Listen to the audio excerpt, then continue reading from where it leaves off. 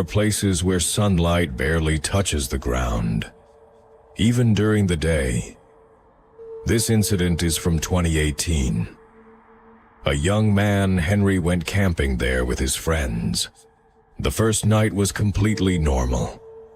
They lit a fire, cooked food, laughed, and shared stories. But sometime after midnight, Henry suddenly woke up. He heard something outside his tent. Crunch, crunch, like footsteps on dry leaves. He thought it was just an animal. Slowly, he opened the zipper of his tent and looked outside. Nothing. But just as he was about to go back inside, he saw two glowing eyes between the trees. They were at the height of a human, and they were staring directly at him, without blinking. The next night, it happened again. But this time the sound was closer. His friends were in deep sleep, as if they couldn't hear anything at all. Henry gathered courage and turned on his flashlight. The moment the light hit that direction, the eyes disappeared. But then, a whisper came from behind him. "Why did you come here?" His body froze. At sunrise, they decided to leave immediately. But something was wrong. Their GPS stopped working, and the paths seemed to have changed. After hours of wandering, they found an old abandoned cabin. The door was slightly open. Inside, strange symbols were drawn on the walls. In the center, there was an old diary. It read, "Whoever comes here never leaves alone." Suddenly, bang! The door slammed shut on its own, and that same voice echoed again, "Now, you will stay here too."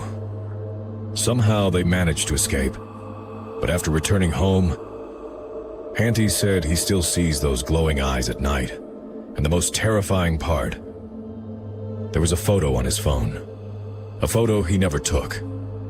In it, he was sleeping, and behind him, something was standing.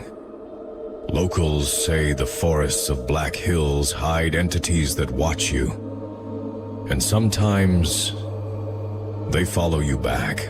Henry returned home after that terrifying trip, but the real horror had just begun. That photo was still on his phone, the one where he was sleeping, and something stood behind him. At first, he thought it was just his imagination, but when he zoomed in, the face of that thing became clearer. No eyes, no nose, just a dark shadow, and within it, those same glowing eyes. That night, Henry couldn't sleep. The moment he turned off the lights, he felt like someone was standing in the corner of his room. He looked, nothing, but as soon as he lay down, "I'm here." The same whisper. Now, it was inside his house. The next morning, Wav tried to open his room door, but it was locked from the inside. He hadn't locked it. Panicking, he forced it open, and froze. On the wall there were the same strange symbols he had seen in the cabin in Black Hills. Days passed and Henry started changing.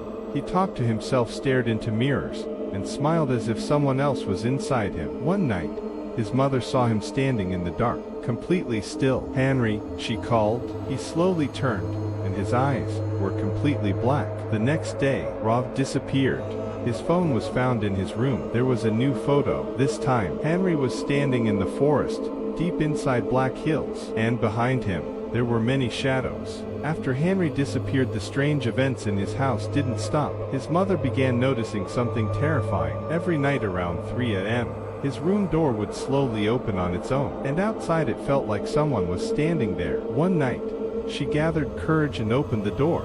No one, but on the floor there were wet, muddy footprints as if someone had walked in from a forest. 3 days later, she received a call from Henry's number, but his phone was still in his room. Shaking, she answered. Silence. Then a faint voice, "Mom, save me." And suddenly, multiple voices started laughing together. The call disconnected. The police began a search, and eventually reached the same forest in Black Hills. They found the old cabin again, but this time something had changed. New symbols were drawn on the walls, and in the center one name was written, Henry. As a police officer stepped forward, bang, the door slammed shut. Darkness filled the room, and from the corner shadows began to crawl out. One of them slowly took human shape. It was Henry, but his eyes were completely black. He spoke in a low voice, "I'm not alone anymore." And then, all the shadows moved toward the officer. The next day none of the police officers returned. Only a camera was found near the forest. Its last recording showed, in the deep darkness, several figures standing still, and their eyes were glowing. Even today, that part of Black Hills is considered cursed. People say, if you ever go there and feel something watching you in the dark, don't ignore it, because it's already chosen you. This story is based on a real account that became widely known online. A man who never revealed his identity was walking alone down an empty street in Chicago. The air was cold and the silence felt heavy. Then he saw someone, a man standing in the middle of the street, dancing strangely. His movements were jerky, unnatural, almost like a puppet being controlled by invisible string. But the most disturbing part was the wide, unnatural smile on his face. Trying to ignore it, the man kept walking. The smiling man suddenly stopped. Slowly, he turned his head and looked directly at him. That smile grew even wider. Fear started creeping in. The man quickened his pace. But then he heard footsteps behind him. Tap, tap, tap. He turned around. The smiling man was now coming toward him. But he wasn't walking. He was gliding, sliding across the ground in a disturbing way. Panic took over. The man started running. After a few seconds, he looked back again. Nothing. The street was empty. He slowed down, trying to calm himself, but the moment he turned forward, the smiling man was standing right in front of him, closer than ever, and this time, his eyes were completely black. The man ran without looking back and somehow made it home alive. He swore he would never walk alone at night again. But the story doesn't end there. Some people claim that in certain parts of Chicago late at night, a man with a wide, unnatural smile still appears. Real or legend, this encounter is often called the Smiling Man. Some believe it's a true, say it's just an urban legend. But one thing is certain, if you ever see someone smiling like that in the middle of the night, don't look back. After that night, the man swore he would never walk alone in the dark again. But a few days later, he had no choice. He found himself back on the same empty street in Chicago. This time he tried to calm himself. It was nothing, just my imagination. He walked faster, trying not to think about it. Then, he felt it again. That same feeling, someone was watching him. Slowly, he turned around. In the distance, under a flickering streetlight, the smiling man was standing there, not moving, just watching. And that smile even wider than before. The man quickly looked away and kept walking, but seconds later, tap, tap, tap. The footsteps returned. He forced himself to look back again. The figure was, and this time, his feet weren't even touching the ground. Panic hit. The man started running. Then suddenly, his phone buzzed. A message. Unknown number. His hands shook as he opened it. "Why are you running?" His heart nearly stopped. He kept running. Another message came in. "Turn around." He froze. Slowly, against every instinct, he turned. The smiling man was right behind him. So close, he could feel his cold breath. Then, for the first time, it spoke. In a low, whispering voice. "You saw me once, now you can't escape." The next day, the man was gone. No trace. Only his phone was found lying on the street. The last message on it read, "He is smiling right behind me." The man was never found. Police the streets of Chicago for days. No body, no witnesses, nothing. Just his phone. At first it seemed like a missing person's phone. They found something disturbing.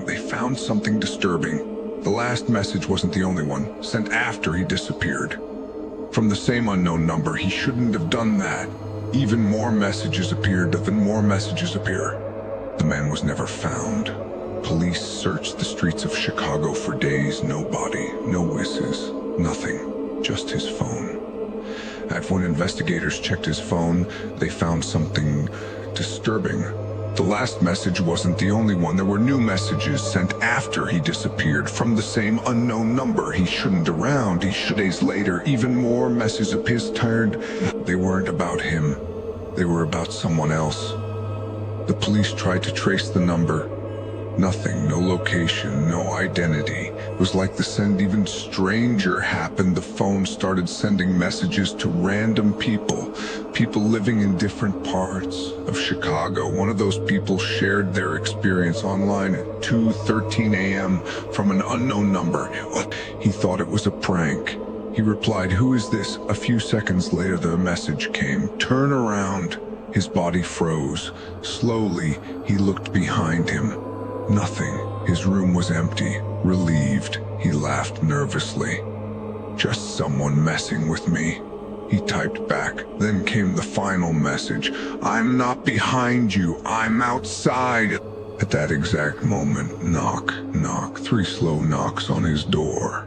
He never opened it, and that decision might have saved his life.